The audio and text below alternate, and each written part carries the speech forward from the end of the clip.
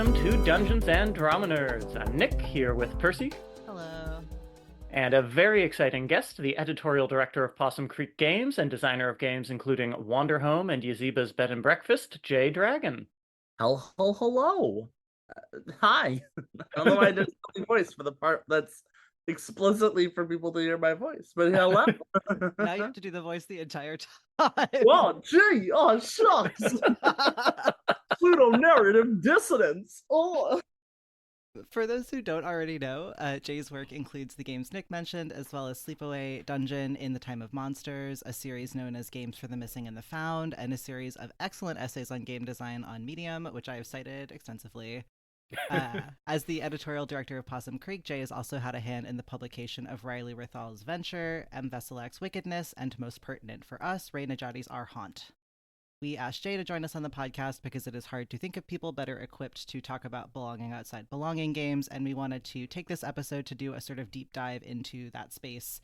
So, to kick us off, Jay, how would you describe belonging outside belonging as a framework, a family, a lineage of games? Yeah. So Belonging Outside Belonging was started by Avery Alder and shortly afterwards joined up with Benjamin Rosenbaum, who worked together on it. I think the first demo version I remember being able to access was in 2014 or 2015. I remember noodling with it in my freshman year of college. And then it actually became published in 2018 in Dream Apart and Dream Askew. And it really kicked off in 2019 when there was a bunch of, that was kind of the itch.io explosion, when there was an enormous amount of new creators putting games up on itch.io.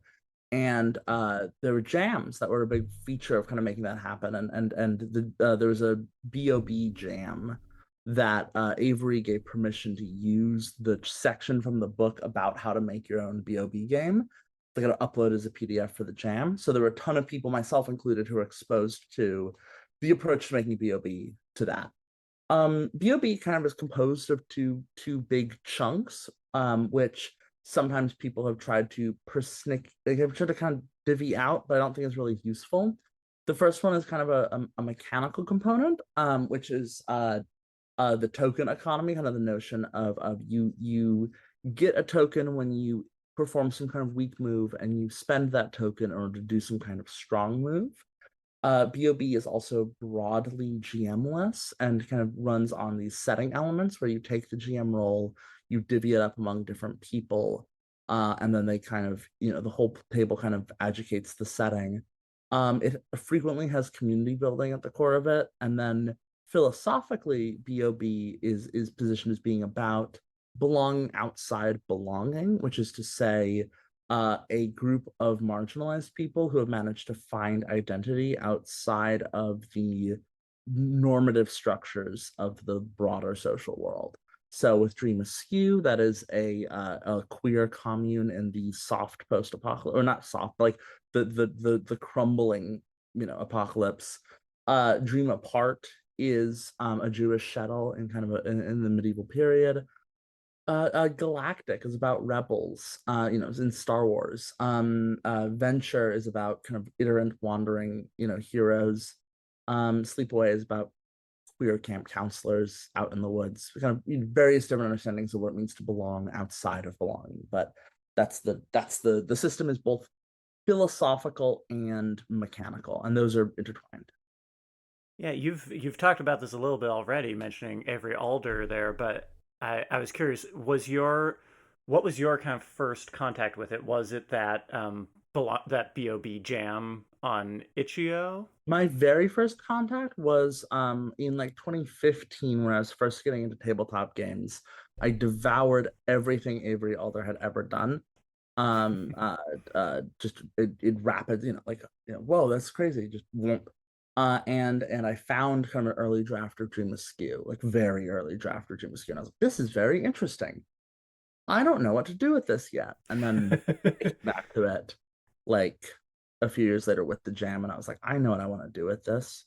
I want to write about summer camp counselors. And then I didn't finish in time for the jam, but that's how jams work. But yeah, that was my first exposure to it. And then like years later, I actually bought the book, and then I had it. But it took me a little bit to actually sit down and read the original texts. That's always how it is in games. There's so many people who haven't read Apocalypse World who write PBTA, Yeah. for better or Yes. worse. Sometimes they really should read. Apocalypse World is a very good game. People It's a should very not good game. be writing PBTA without reading Apocalypse World. Well, because sometimes they misunderstand what Apocalypse World is trying to do. Yeah, it's a very like I'm like I even feel that with Sleepaway, like revisiting kind of my early BOB, I kind of cringe a little. So I'm like, oh man, idle dreaming is such an important part of this. And I Hmm. wasn't really thinking about idle dreaming when I was writing this. And I wish I had been thinking about idle dreaming as a concept in these works. So there's a way where, yeah, that's kind of inevitable, is that the Xeroxing, the copying, pieces get lost, pieces get transformed, things get adjusted. Would you mind glossing idle dreaming just for folks who might not be familiar with the term? Absolutely. Idle dreaming is a concept from Belong Outside Belong that Avery describes as kind of the core mechanism of how you play the game, which is where in idle dreaming, it's like, oh, well, let's, what if there was a castle? And someone else is like, yeah, a castle sounds great. Who do we think lives in the castle? And someone else is like, oh man, I bet like the castle has a bunch of like trolls in it. I'm like, trolls are cool, but like, what if these trolls like didn't have heads and they had faces on their chest? And that kind of process of all of us like brainstorming ideas idly is idle dreaming. And normally in RPGs, this is kind of like a side thing where it's kind of treated as like, oh, we're stepping out of the game to brainstorm and then we're coming back to the game with our ideas. But in Belonging Outside Belonging, that is the core of play, that kind of like speaking, like you could play Belonging Outside Belonging without ever speaking in your character's voice and like still do it kind of really effectively, with as long as there's kind of a focus on idle dreaming. I never heard it articulated that way, but it's interesting that because I feel like the Forged in the Dark lineage of games is exactly attempting to like excise that entirely from Oh gameplay, yeah. which Forge is never fascinating. wants to be like idly brainstorm. Like it's like Forged in the Dark and Belong Outside Belong are both descendants of Powered by the Apocalypse, right? Like they both kind of owe that lineage. They just went in such different directions about it. They Mhm. both kind of like took very different components of those ideas, but like you go back to it and they both start as Apocalypse World hacks and they kind of migrate off into their own worlds. But like that's why Sleepaway credits Apocalypse World, is because to me, like I'm still thinking about Apocalypse World when working on it. It's such a foundational text. Oh yeah, I mean it's wild to revisit and be like, oh yeah, this is like this sets the whole thing. This lays it all out. This is the game. If I had to only play one game for the rest of my life, I think it would be Apocalypse World. It's Uh, low key. I've gone on a weird sort of arc with Apocalypse World where when I first encountered it, I was sort of like, okay, interesting. Like I like the moves and so on, but I think the sort of tone of the book, the character voice that's written yeah, in, is yeah. can be challenging if you don't know what you're It's getting into. so But so funny to me because Vincent is like the most soft spoken, sweetest, like kind, like very kind of quiet soul. And the book is like, bitch, hey loser, are you ready for the apocalypse? Buckle your fucking seatbelts. And it's like I cannot imagine Vincent saying these words out loud, but it's Mm-mm. so fun to try. yeah, yeah. But it's a good game and an incredibly well designed game that I think a lot of well, this is a tangent that we don't have to go down. But I was going to say, I think a lot of, as you alluded to earlier, Jay, a lot of Powered by the Apocalypse games don't even quite grok everything that's happening in it. But Apocalypse yeah. World is one of those things where it's like I think there's a lot of like great art that is this way that you can kind of find historically, like where it's like it comes out into the world and then a bunch of people come to the wrong conclusions from it. They kind of write Mhm. stuff that isn't really thinking about it. And then the next generation is like kind of sick of Power by the Apocalypse, but then they go back to the foundational text and like, whoa, wait, this is way weirder and smarter than all the things that followed it. Yeah. Let us revisit that old thing and draw new lessons from it. And then you get a new generation wave, kind of wave after it. Like that's kind of like the ripples that happen with Shakespeare, right? Where it's like every 20 years, someone goes back to Shakespeare and is like, oh shit, this is way cooler than everyone made it sound, and like does something new with it. And I think Apocalypse World is a similar way. I feel like if nothing else, what it does successfully is like put into clearly articulatable concepts, like a lot of things that are just we all understand to be true, like play to find out what happens, I feel like is such an obvious thing, but also what a good crystallization of that idea. Oh yeah, absolutely. Yeah. And it's interesting with Belong Outside Belong, kind of the stabs at how do you export that into the different setting and the different energy and the different group, right? Like how do you imbue the game with play to find out, right? Even if you don't necessarily, like you've got the agendas, right? But they're very different than kind of how Apocalypse World approaches them. So how do you kind of imbue the whole thing with or even like dream to find out, right? Because that's so much more what Dream Askew is shooting for than Apocalypse World is. It's less like, oh, we got to play and figure out how this goes. Much more like, let's think about how this goes, right? Which is a different thing that's happening. Yeah, that segues actually, I think, really excellently into a question that Nick can attest. I have been wanting to like ask a person who designs in this space for like actual years. Um, I think that I just want to talk about all the time.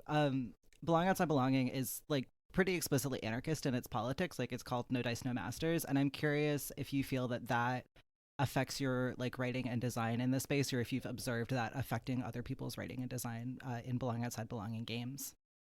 I think it I think it does. I think different people think about it in different ways. There's Yeah. definitely BOB games that I would say pretty thoroughly don't think about it. Um, and then there's BOB games that think about it very, very hard.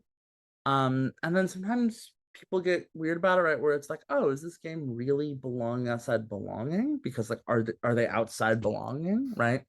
Mm-hmm. And then like that's kind of odd. That's I It think is it's weird like to police the boundaries of the yeah, of the yeah. We'll marginalized not do community that. games. Yeah, it's kind of unpoliceable. Um, but yeah, it's one of those things where it's like for me, I kind of feel like it's already a given that my ideology is going to line up with kind of what Avery's cooking. So it doesn't tend to crop up that much for me because it's not like I'm like, oh wait, shit, I made the game, like I slipped and I made the game neoliberal. Quick, that's not really how I'm thinking about Whoops. it. No. Whoopsie, oops, I added too much paprika. Um, now it's got strange opinions about like never mind. Yeah, so I think that's the but so it's like for me it's just like okay, well the game was already going to be that way, so it's cool that Avery and I are on the same page about it. I do think that the ideology is important in that the mechanics of the game get really weird when you are not um one of the things that BOB does mechanically is because you start with 0 tokens, it means that you must um do bad things before you can do good things. Mm-hmm. Which means that we're always introduced to characters in weakness, and then we watch them grow, and then we watch them grow weak again. And that rhythm and the way in which characters relate to each other, and the way there's kind of forgiveness and compassion baked into that, I think lends itself towards stories about communities, and especially communities in precarity, right? In a Mm-hmm. way that it struggles if you were to do a game that's like BOB, but we're all rich socialites. It's like, okay, but that then a weak move and a strong move are different when you're wealthy socialites, right? Like Uh-huh. a public gaff is very different when you are a queer anarchist, living in a commune versus a socialite trying to manipulate your local politics, right? So in that way, if you try to just transfer it over evenly, the power it doesn't present power well. Mm-hmm. Yeah. Yeah. Sorry, that's such a good analysis. I'd never thought about the starting with 0 tokens and how that shifts the whole rhythm of Yeah, well, everything that follows. Yeah, that's the very thing smart. I notice a lot because it's like I've it's like it's a conversation I've had with when I give consultation work on BOB games. It's like you need to think about your weak moves the most because Mm. are going to be the spots where that's going to be how the character is introduced. So you always need to be thinking about, do I like these weak, like do these weak moves introduce the character, right? It's a weak move is not a payoff, it's a build up. It's like Mm. every BOB character is a little engine, and the weak moves have to be so. Like for example, the athlete in Sleepaway has one of my favorite kind of weak move, strong move combos, where there's a weak move where you don't talk about your feelings and you repress your feelings. There's a weak move where you explode messily. And then there's a strong move where you process your feelings in a healthy way. Mm. And so you can build up, build up, build up, build up anger, build up resentment, build up frustration, and then you let steam off with your strong move, and then your tokens build up that resentment again. And I'm kind of at the point where I'm not really writing BOB anymore, but like when I am, that's kind of deeply how I'm thinking about it. It's like those little feedback loops. It's also Yeah. making me think about, because I was trying to remember what the first move that my Arhunt character, when we played it for the podcast, was, and I think it was use a ghostly ability with great consequence, and how interesting in that game that everybody has the same weak ghostly ability move, but a tailored strong move, Yeah, yeah. which is cool. That is cool. Yeah, I like that. I'm curious to ask, just because you do have a lot of experience designing in this space, what are some of the, you mentioned the need to focus on what the weak moves are. What are some of the other unique kind of challenges that you feel are important to designing BOB games, but not necessarily other types of games? So BOB relies so heavily on its language and the poetry of its language that pick lists, moves, like so much of playtesting a BOB game for me is like, oh, how did that move feel in practice? Like what happened Mm. when someone did that? How did it feel when it rolled off the tongue? How did they interpret it? Did they interpret it in ways that I find compelling or in ways I find boring? Where does that, are there other interpretations that I didn't initially consider? Do I like those interpretations? Right? Kind of all that like weighing of the poetics and language. Oh, with pick lists, right? It's like, is this option being chosen not enough? Is it being chosen too much? Is it obvious? Does everyone always build a character with this choice? Because if so, it shouldn't be on a pick list. It should be baked into the character, right? That should just be Uh-huh. default going in. That happened with the peddler in Wanderhome, where the peddler has a bug, has like a big beetle carrying stuff around for them, and originally that was going to be like a pick list choice. But I was so enamored by like, of course the peddler should have a big bug. So just Obviously. obviously, like why would you pick a different thing? So it just kind of got boiled into, yeah, this is the character, they've got a big bug. I was originally gonna be like, oh, choose which kind of bug, and I was like, no, you just have a big bug. Don't This worry is a about big bug. Yeah. it. But like the language is so critical. Like a bad BOB game, which there are bad BOB games, are bad because the language is flat, and Mm. so it lands like nothing. It feels like gruel to play because without the language, there's very little way in which the BOB the game kind of like interferes and tangles with your play. It kind of like becomes, Uh-huh. it just kind of feels like mush, and you're kind of mushing around in it, and it doesn't really give you that much. So it has to be really jagged and sharp in a weird shape so that it can like sit with you weird. It needs to sit with you weird, right? And the language is so important for that. So like with Wanderhome, Luke Jordan was one of the editors, and Luke's job was to go through every single pick list and highlight every single option that they thought was bad. They thought was they're like they left the comment like needs more juice on like 50 choices. We're just like, this is not juicy enough. It needs more juice. It needs pump it up, right? Or like combine these together, nix this, make it bigger, make it louder, right? Kind of like, so it's like so much for me of BOB design is like editing as much as it's play testing. Yeah. And that's always kind of my big thing. Yeah. That That makes it, sorry. Oh, I'm just thinking about like one of my favorite things about, I think, Sleepaway, but also I like a lot of BOB games, but especially I love this in Sleepaway, is the names and genders and the way that we think about those things. Like the language of those is so evocative, and I feel like is such a driving force, at least for me, when I'm making a character in these games. So yes, that is like rising to the top for me as you're talking. Yeah, I think one of my biggest critiques of BOB is that it has all these evocative pick lists, and then you don't really utilize those pick lists after character creation. Like Mm. character creation is one of the strongest parts of BOB, and Mm. sometimes it feels like that's almost as compelling, if not more compelling, than the actual main game. And so, like every time I've done BOB work, it's always like, okay, cool. Here's character creation is cool. What happens afterwards, right? And like with Wanderhome, there's a lot of iterative character creation. There's a lot of Yeah. like you're constantly making things as you play. Yeah. With Sleep Away, there's the whole Lindworm, nonsense. So those are, that's kind of, there's ways to make that work. But I think you do have to be thinking about like what choices are you making once the game actually starts. Well, I think it's about structure almost, because like we were talking about this with our haunt too, where it was like, oh, there is such an embedded structure to how you go about um like structuring scenes and things, that like when I played Dream Askew, sometimes I am like, oh, the bottom has fallen out and it's fully on me to like decide what is next, which is like exciting but can also be intimidating. Dream Askew is very interesting to me because Avery says that it's good for new role players, and I I do not understand how that can be true, and I would love for her to prove me wrong. And I say that with someone who tremendous respect and love. Avery, if you somehow are listening to this, you know that I respect you more than any other designer in the world. I don't get how Dream Askew does that. Having played Dream Askew with new role players, that was not my experience, but I'm Yeah. also I feel like maybe it is, and maybe this is just my perception. It's just that Avery Alder is phenomenally good at running games for new role players. probably I believe that. a likely thing for her to be.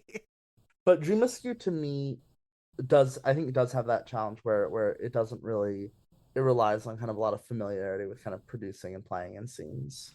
Yeah, I was going to say, I can imagine this is something we've talked about on the podcast before, the sort of different ways that people come at role playing. And like, there is a person who I can imagine it being great for when they're a new role player, of someone who's like totally just like loves doing the sort of imaginative work. I also know, and sometimes game with, people who are sort of like, for the sake of my sanity, like the more parts of this can feel a little bit more like a board game, the better, because I don't like doing that sort of improvising character thing together. So yeah, I can imagine not best for all new role players anyway. Yeah, no, Very good game though. yeah, it's a phenomenal game, to be clear. Yeah. I think it's a thing of yeah, I think that BOB is really good for people who are comfortable improvising, people who are comfortable world building. And if you're not comfortable with those, it can be a little bit harder. It can kind of feel like there's nothing there. It doesn't really have that kind of strict mechanical support you might be used to, which I find very compelling because it means that I can use narrative structures as mechanical support, right? I can use kind of the poetry of language as mechanical support, which is like cool. But it's definitely not, you can't just cleanly adapt anything into BOB, right? You gotta have to have a Right. sense of like what is happening when a game is BOB in a very clear way, right? Mm, Not all things can just be turned into BOB and have it click together. It's not, yeah. totally. That actually, I think, segues really well into my next question, which is that I think I observe a lot of overlap, at least with what you're talking about, between belonging outside and belonging and lyric games, which Nick and I have been thinking about a great deal recently. I did just talk about it on Thursday of last week. Do you see those two sort of movements in dialogue, and if so, Oh how yeah, so? yeah, 100%. I think unsurprisingly, both they started up around the same time, right? Lyric games before they were properly named, became really big kind of in early 2019 alongside Belong Outside Belong. They both were kind of a key part of the itch.io explosion. Um, they're both games that depend really heavily on the poetry of the language, right? Like I've been saying all this stuff about BOB needs the language of the game is so critical and important, which is also true of lyric games, right? Lyric games that are poorly written are worthless, right? In the same way, like they're not worthless, they're just bad poetry. Mm. And like Godspeed to everyone who wants to write bad poetry, but I've got enough of that in my life. My notes app has enough bad poetry to last me a lifetime. But I think that like yeah, I think that they're both kind of deeply connected. Both like it's the same crew of people kind of doing both, right? Like, certainly me, but also like other folks. I would say like like Ray and Adira and um where else? Oh, Riley. I mean, Riley does not really do lyric games. Riley's not really a lyric game head. Um, other folks though. It's all kind of tangled together. We're all kind of in conversation with each other. Um, and it is those two movements, I think, in particular, both really emphasize the poetic quality of the game, right? BOB games are like more invested in playability and like less kind of the LARP in that way that like lyric games are, but they're still enmeshed. And it does feel like both of them are sort of tend to push against the, I guess, what would look like the outer edges of the form of role playing game if you're sitting in the sort of Dungeons and Dragons place. I feel like in both movements I've seen a lot of like you know like you said, belonging outside belonging, much more invested in the notion of playability, but expanding the idea of like what it means to play this game together. I think to me, BOB is deeply familiar in its structures, and that like at its core we are sitting around a table having a conversation, right? It's the idea of a apocalypse world that we're having a conversation, just kind of taken to its conclusion, which is that like, what if we were just having a conversation, basically? What if Right. we weren't even really using the rules to mediate our conversation that much? What if we were just talking? Which like I think is to me a very natural conclusion. Or like I think the difference to me is that BOB is still invested in tabletop games, whereas lyric games, to me personally, are much more adjacent to LARP and kind of emerge from a LARP background. Mm. Like there's a reason why a lot of kind of the prominent lyric game folks are all also LARPers or write LARPs, and like for me at least, it was very like I was writing like these little 200-word LARPs, and people were being like, "You can't play those," and I was like, "Oh, okay, I'll make them even weirder then. Fuck you." But I think to me, VOB, I think like I come from this from such a far away perspective. Like I joke that when I was younger, I struggled to conceptualize Dungeons and Dragons as an RPG.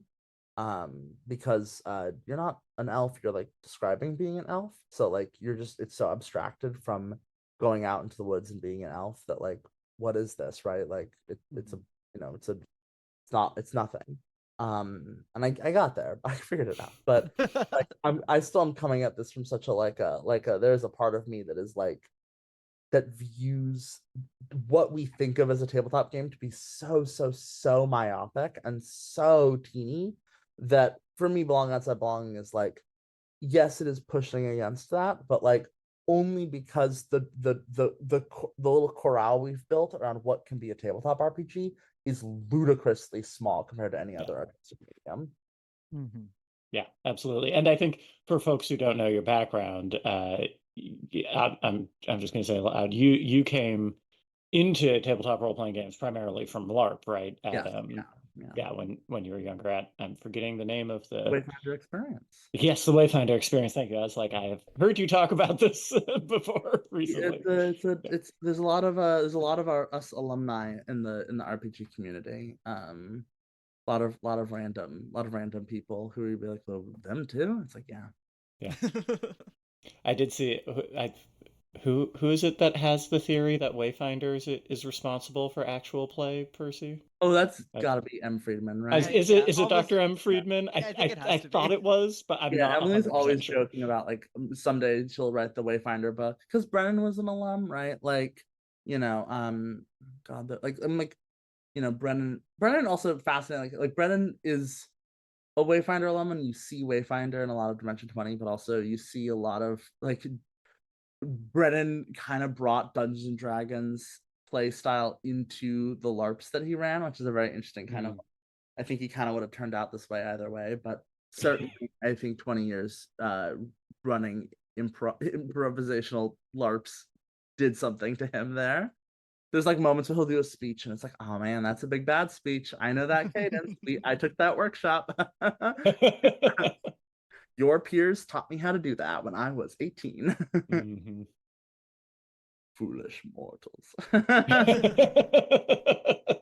Boy, now I feel like I think I'm too old for the Wayfinder experience officially, but now I feel like I gotta go get some Yeah, training just it's to hey, look, one of these days up my game.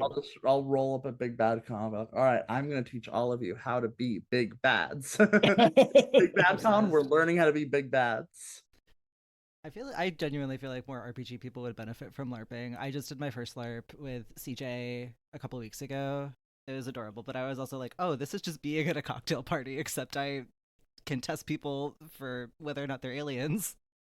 LARPs, especially parlor LARPs, have that really great kind of like. I was just at a murder mystery yesterday that was just like a LARP, and the organizers didn't realize that it was going to be a LARP until like everyone showed up, and it turned out everyone was an improv comedian except for has been me.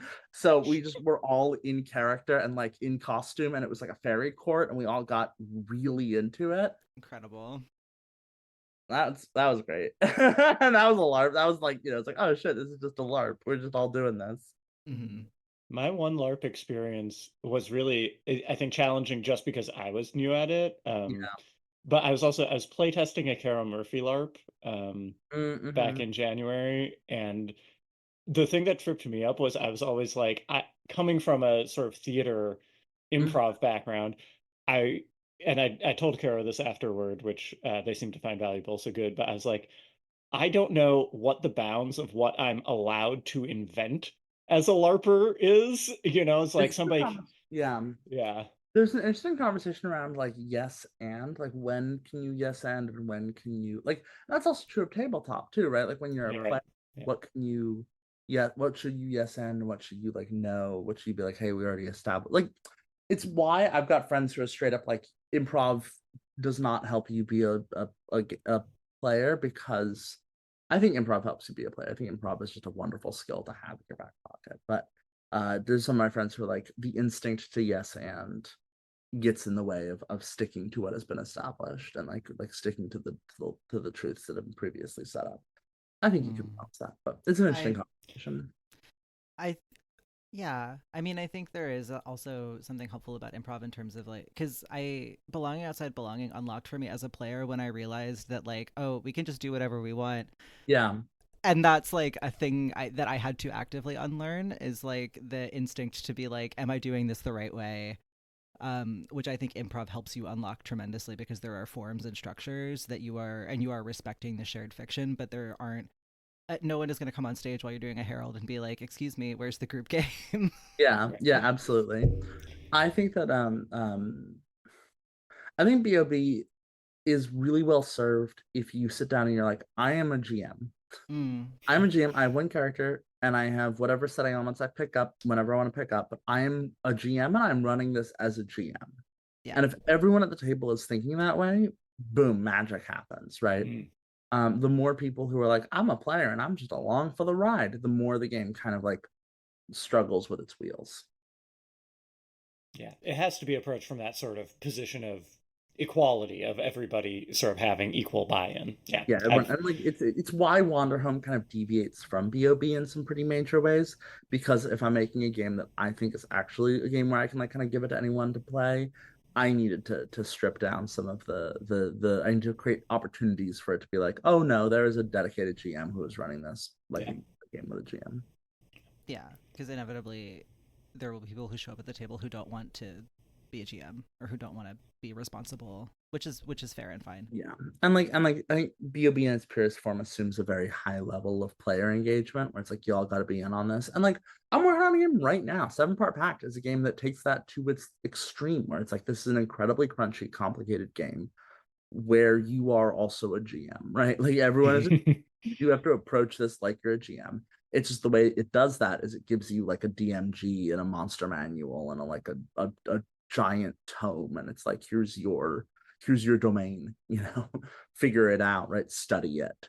And it's like, oh, you're a GM, well, you better do prep, which is like a very intense kind of extreme kind of me taking like it's me taking the BOB stuff and like what if I took a game where everyone is the GM and then I made it like a trad level of GMing, which is cool. There's a lot of different approaches to it, but I do think that like, and I've noticed with 7-Part Pact that when people play it and no one is willing to GM, like the more people who, same with BOB, right? Where the more people who are like, I'm not going to GM this, I'm just along for the ride, the more the game completely stumbles and falls apart. You've got it needs people who are willing to take that initiative and take that gumption and be like, oh, I can make up whatever I want forever.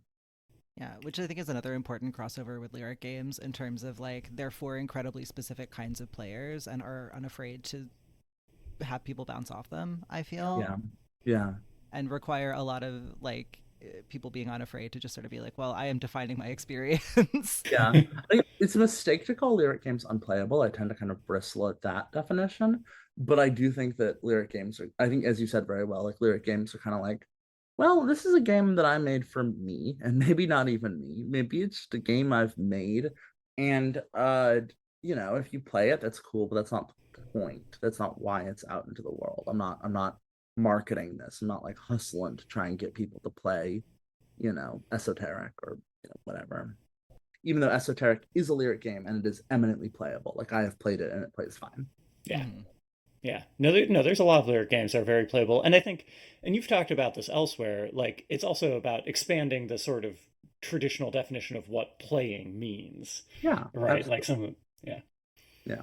Tabletop RPGs are just, as I said, incredibly small, right? That like the fact that it's shocking that my games don't have violence in them is like silly if you kind of think Yeah. about it for a second, Yeah. right? Like again, imagine like, I don't know, being like, oh, hey, I don't know if I want to go see that movie. No one gets hurt in it. There's no violence in the movie. I don't know if it'll be any good. Like, what? I feel Buck like I wild. have met those people though. Like we can recognize them as rotten souls, right? We can see the 10,000 demons that haunt their shadows, and we can avoid them and let them enjoy their Marvel movies in peace. Um, but like I don't think it's like it's not like the dominant mindset, whereas like an RPG No. is a major group, and it's just because people don't like. I think about a lot. There's one model of I one time encountered a model of mechanical abstraction in LARPs. There's like a Knut article from 2015. Who's like a 6 degrees of mechanical abstraction that just lays out Mhm. like you can have mechanics that are one-to-one reality, right? Like if I'm swinging a baseball bat, that is literally me swinging a baseball bat, right? If I'm playing baseball, that is literally playing baseball, all the way to complete abstraction, right? There's like degrees in the middle, right? And like all the way to complete abstraction. Complete abstraction is like I describe to you me swinging a baseball bat, and that's tabletop, right? Yeah. That that someone has just proposed an entire taxonomy of play that has lumped all of this art form into one little corner of it. And it's like, okay, but all the rest of it could be tabletop too, right? Like we could Mhm. take all these things and bring them in if we wanted, if we figured out how. We Yeah. just have such a, it's like lyric games is kind of like, hey, what if we did? What if we just took little snippets or chunks of LARP and brought them into this space and right? A collectible moon trading game, one of my personal favorite lyric games, where you take photos of the moon and then you keep them in a little collection with you, and then you duel each other with photos of the moon, where you both pull out photos of the moon and you compare them, or you can trade them with people. And then it has all these like side rules for like what to do if you're playing the game on the moon, or like what to do if the moon turns red. Like, what do you do if you have a red moon in your collection? What does that mean? Like these sorts of things. And I think it's fantastic. I think partially because it's like it's eminently playable. You could do it. It's doable. It'd be fun to do. It seems like it'd be a blast. That'd be It's so not fun. really like concerned with like it's not like a poetry game, right? It's not like you sit down and you're like, Right. wow, like the prose is lovely. Ed did a great job writing it. It's just like it's not like a game that's like, oh, here's the deep meaning. But it is just like you read it and you're like, oh wow, that is just an entire angle to a collectible card game that I've never thought about before, right? Like at its core, it is a trading card game, right? It is Magic the Yeah. Gathering, but it is just completely flipped upside down and pulled out and inside out, and that's cool. That's Mhm. neat. I love that. Yeah. That sounds great. This is a little bit of a pivot, but I don't want to keep you too long, and I selfishly do want to ask this question. This is Percy had his question about anarchism earlier. This is my pet question. So one thing I've noticed about your work, Jay, is that your work seems very engaged with time, and particularly with the idea of like play happening over many sessions. I'm and that time kind of affects the world. I'm thinking especially of Wanderhome with its seasons and seasonal phenomena, and Yazibas, which just came out recently, which is this sort of amazing tome that I'm sort of like, I feel like I could be playing this game for like years, and the game changes as you play every time you play it. So I was just curious what sort of motivates that, and if you, because I guess I would call Wanderhome belonging outside belonging. Yaziba's is more sort of its own thing. But I was curious if you feel like that framework has been useful for exploring that. Yeah, I'm just curious to hear you talk about that, honestly. I'm obsessed with time. Time is like a huge theme in my work. The idea of playing a game for a long period of time is like a fascination of mine. Um, BOB is really ill-equipped for it, which is the funny thing. BOB does not have advancement baked in, it's not built for long-term campaigns, right? Like it is not structurally designed to support that. It you do character creation and it's fun, and then it's like, okay, we're just making things up, and how many, like it does not, the game does not intrude to think about time. So every time I feel like half of what I'm doing when I work on BOB is me taking BOB and being like, what if this thinks about time more? It by default refuses to, which is fine and good. It's its own, that's its own thing. It's just, I have my fixation on games that are about like a deep time games. I don't know. I think like I love art that's like I love the, oh my god, the deep time in that. There's this one sculpture installation in somewhere in I think Germany where every 10 years they add another concrete block, and in 2000 years or something like that, it will finish building a pyramid. um and but like every 10 years another concrete block, they've done like five of them.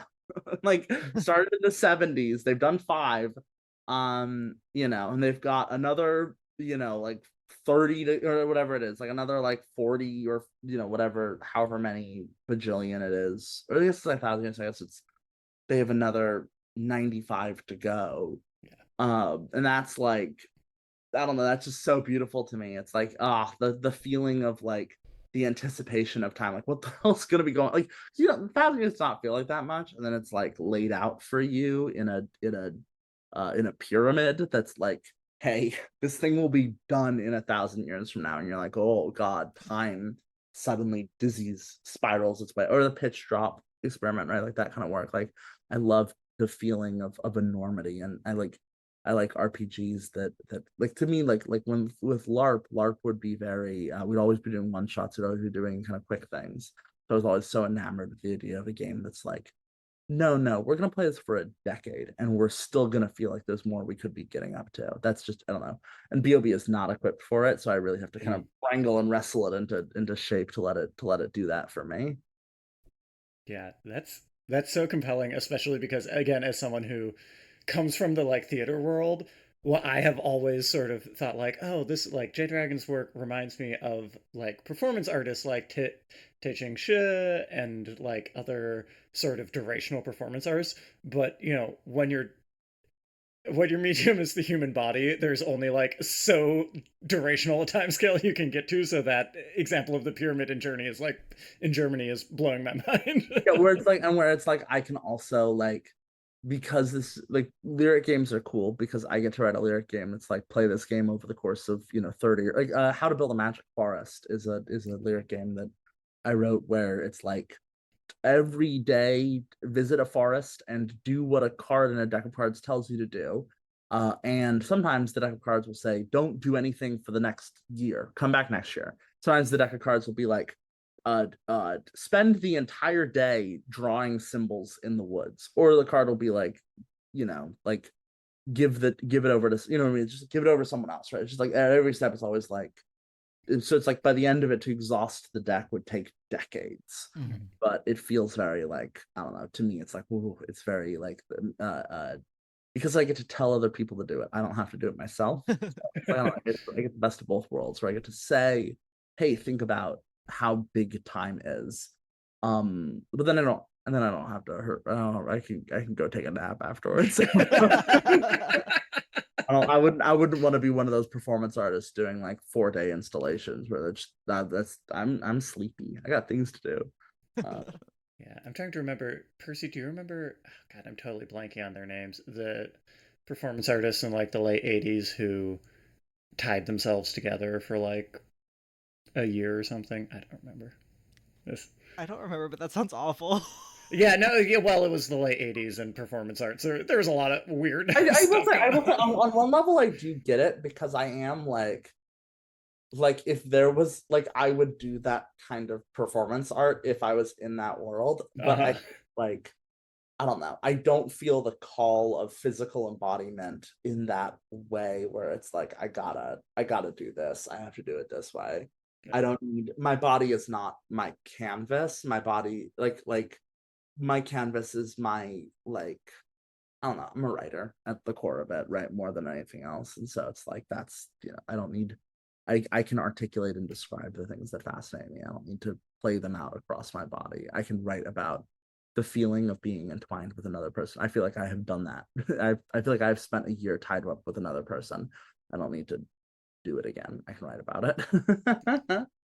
Yeah, and there's something compelling about a medium like games where you can just sort of declare that things are and then they are, Yeah. without having to do it. Even if it's impossible, right? I can Yeah. say, okay, for the next step, you need to be able to fly. If you can't fly, stop playing the game, right? I could be like, hey, if you draw a fifth ace in this deck, the messed up thing happens. Right? Watch out, right? Like with Sleepaway, I get to be like, hey, if the Lindworm responds when you call for it, don't play anymore because the monster is here. And that has only ever come up once where someone was telling me about a very bad game of Sleepaway they played. And they were like, yeah, we sat down, we called the Lindworm, and one of the players was like, I'm here.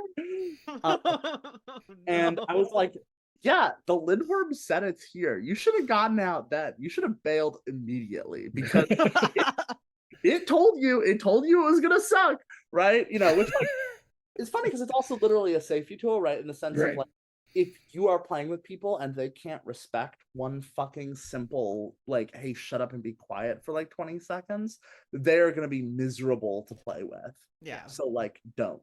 But also it is quite literally like a magic ritual to ensure that the demon is not present, I do want to live in the world where that's what the Lindworm sounds like. Exactly. I'm Exactly. the Lindworm. I'm gonna steal your skin. Ugh. Ugh. Do not roll. I ought not to role play as the Lindworm, even if the Lindworm's making a silly voice. That's why you can't role play as Lindworm, because if you did, you'd have to talk like that, and it'd be Exactly. silly. Yeah. How So you can't let anyone know that's how Lindworm talk. I think on this excellent piece of sleepaway play advice, should anyone want to play, who's listening, I think we'll call it there. Unless Jay, there's anything that you have a burning desire to say that you haven't said, or any things that you want to shout out or promote or anything like that. Yoseba's Bed and Breakfast has just come out. You should go check it out. It's available for sale right now in Indie Press Revolution. And we're gonna have it for sale in a bunch of other places real soon. Just give us a moment. It's been a stressful month. I'll have more information for you coming shortly. You should also check out the Possum Creek Games Patreon. I post articles there. I've been posting design diaries for 7-part pack, which I mentioned briefly. 7-part pack in all its glory will be available there within the next few months. It's good. My games are good. You should go check out Possum Creek Patreon for $10 a year. You get access to all my articles. That's pretty good. And yeah, thank you so much for having me, Nick, Percy. Thank you. Thank you for Thank being you, here. Jay. Dungeons and Drama Nerds is produced by Percival, Hornak, and Nicholas Orvis, and this episode was mixed and edited by Percival, Hornak. Our core ensemble are Todd Backus, Jovane Caamano, Anthony Sertel Dean, Christopher Diercksen, Ben Ferber, Kory Flores, Mieko Gavia, Tess Huth, Romana Isabella, John Johnson, CJ Linton, C. Meaks Meaker, Leo Mock, Phan, and Tristan B. Willis. Our game of Nedjadi's Our Haunt features Percival Hornak as Prosper, Kory Flores as Jules, Leo Mock as Trinket, and Tristan B. Willis as Romeo. If you'd like to help us continue exploring the intersections of theater and tabletop role-playing games, consider leaving us a review on your podcast app of choice, or supporting us and getting access to our patron-only bonus content at patreon.com/dungeonsanddramanerds. You can find our social media and website links, including our cast bios, at the link tree in our show notes. And be sure to tune in soon for another episode of Dungeons and Drama Nerds.